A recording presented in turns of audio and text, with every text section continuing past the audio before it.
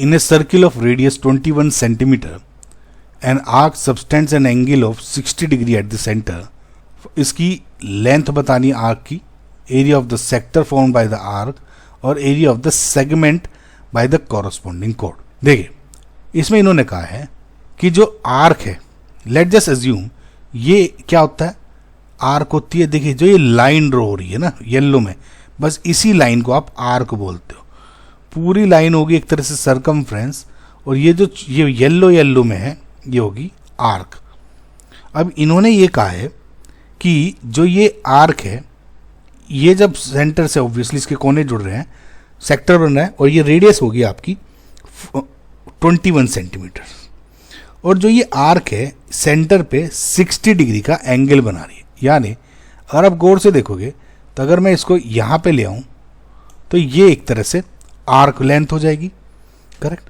सो इन्होंने इसमें ये कहा है कि अगर आपको मैंने आर और थीटा यानी 60 डिग्री दे दी तो आपको क्या निकालनी है, एक तो ये येलो वाली लाइन, ठीक, ये निकालना है, इस पूरे सेक्टर का एरिया निकालना है, और अगर मैं इस पॉइंट को स्ट्रेट लाइन जोड़ दूं यानी जो ये कोड बन जाएगी, कोड, ठीक है, उस कोड से जो ये सेगमेंट बनेगा, समझ में आ रहा है, वो सबसे पहले हम स्टार्ट करते हैं आर्क लेंथ से। सेम फॉर्मूला, बस जैसे आर्क सेक्टर का एरिया निकालते हो तो सेक्टर के एरिया में क्या हो जाता है, थीटा अपॉन 360 इंटू सर्किल का एरिया हो जाता है।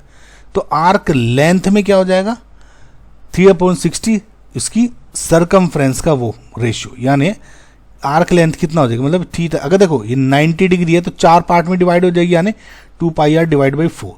या ऐसे ही थीटा अपॉन 360 क्यों निकाल रहे हैं, इस पूरे 2πr को उससे डिवाइड करने के लिए। कैसे, अब देखिए समझ में आइए। सो सबसे पहले तो मैं आपको एक आर्क ऐसे ही दिखा देता हूँ। ये हो गई आपकी 21 सेंटीमीटर की रेडियस, सिमिलर ये होगी 21 सेंटीमीटर की रेडियस, और ये जो ये लेंथ हो गई इसकी आर्क निकालनी है। मैंने आपको पहले भी बताया है, अगर आपको फॉर्मूला याद करने में दिक्कत है तो आप ये सोचो कि जो सेक्टर है वो एरिया के केस में आ जाएगा। सेक्टर क्या है, ये पूरा sector is part of area, part of circle, समझ में। जब सर्किल का कोई छोटा सा पार्ट ले लें एरिया वाइज, वो हो जाता है। सिमिलरली जो आर्क है वो एक तरह से सरकमफ्रेंस का एक छोटा टुकड़ा होता है, समझ में। सो जब आप आर्क की बात कर रहे हो तो आर्क और जो सर्किल का कंप्लीट रेशियो होगा कैसे होगा, अगर एंगल की बात कर रहे हैं, यानी मैं जो ये थीटा की बात करता हूँ, वो पूरे थीटा यानी 360 का जो रेशियो होगा वो इक्वल होगा इसकी आर्क लेंथ के को, जब इसको पूरे सरकमफ्रेंस को डिवाइड करते हैं, यानी सरकमफ्रेंस। इसी को आप बेसिकली जब आप निकालते हो आर्क लेंथ, इस फॉर्मूले को ही इन्होंने बेसिकली रीएडजस्ट कर दिया, यानी arc length will be equals to theta upon 360 into circumference, यानी 2πr, जहाँ पे आर आपकी ये रेडियस हो गई, समझ में। तो थीटा इन्होंने स्पेसिफिक गिवन दिया है 60 डिग्री, तो 60 डिवाइड बाई 360 इंटू 2 इंटू 22.7 ले लेते हैं, क्योंकि इसमें इन्होंने 3.14 नहीं दी हुई है, मल्टीप्लाई बाई रेडियस 21 सेंटीमीटर। सो जब आप, आई होप आप कैलकुलेट कर लेंगे, तो जो आर्क लेंथ होगी यानी या लेंथ ऑफ आर्क होगी, यानी जो फर्स्ट पॉइंट में कैलकुलेट करने को कहा है, will be equals to 22 centimetre. इसको जब सोल्व करेंगे तो आपको 22 सेंटीमीटर, यानी ये हो गया 22 सेंटीमीटर।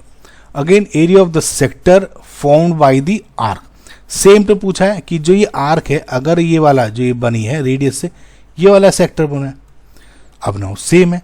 अब मैंने आर्क अपॉन सर्किल था, आर्क को हटा के अगर मैं यहाँ सेक्टर लिख दूं तो यहाँ आर्क और लेंथ के बजाय क्या हो जाएगा, area of sector divided by circle का एरिया। और जो ये फॉर्मूला है यहाँ पे क्या लिख दोगे आप, एरिया ऑफ सेक्टर का फॉर्मूला क्या हो जाएगा, ये सर्किल का एरिया इधर चला जाएगा, यानी 360d इंटू πr²। ईजी तरीका हो गया याद करने का। ओके, बस आपको इसमें वैल्यू रखनी है।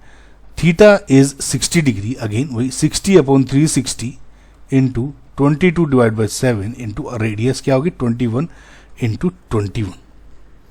समझ में आएगा गाइस। अब इसको आप जब कैलकुलेट करते हो तो एरिया जो ये पूरा सेक्टर का हो जाएगा विल बी 231 सेंटीमीटर स्क्वायर।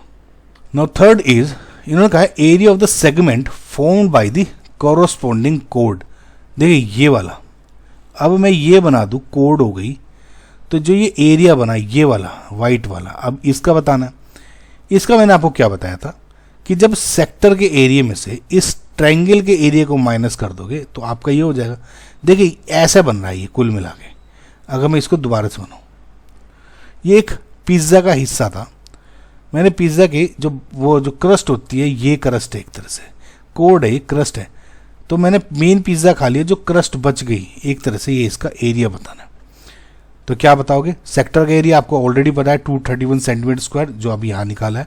बस आपको इस ट्रायंगल का एरिया बताना है जिसका 60 डिग्री एंगल है।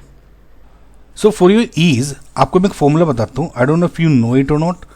देखिए जब भी आपको इस तरह से एक एंगल ट्रायंगल दिया हुआ है, ओके, और ये जो रेडियस है इक्वल है दोनों के दोनों, ये साइड्स जो हैं, ये जो साइड्स हैं है ना, एक ये और ये इक्वल है, it means this is an isosceles triangle, और एक एंगल बन रहा है 60 डिग्री का यहाँ पे।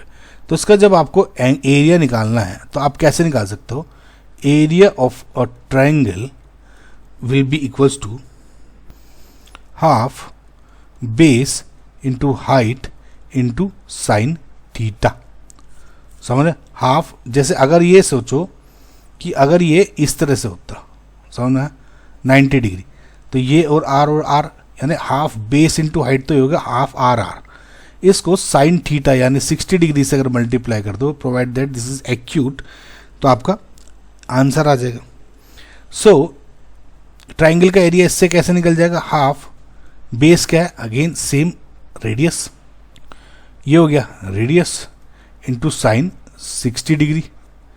सो इसको अगर आप again half 21 into 21 into sine 60 degree, sine 60 की वैल्यू क्या होती है आपने पढ़ा होगा, √3/2। ये आपको पता होना चाहिए, एग्जाम में बहुत इंपॉर्टेंट है। तो इस पूरे को हाफ 21 इंटू 21 इंटू √3/2 को जब आप कैलकुलेट करते हो तो योर आंसर जो इधर इसकी वैल्यू आ जाएगी एरिया ऑफ ट्रायंगल की 441√3/4। अब लेकिन आपको तो इस सेगमेंट का एरिया बताना है, तो सेगमेंट का एरिया क्या है? यानी सेक्टर का एरिया और ये माइनस, तो सेक्टर का एरिया क्या निकाला था आपने? 231। सो एरिया ऑफ सेगमेंट इसका क्या हो जाएगा? विल बी इक्वल्स टू ये 231 माइनस 441√3/4, और ये हो जाएगा आपका फाइनल आंसर।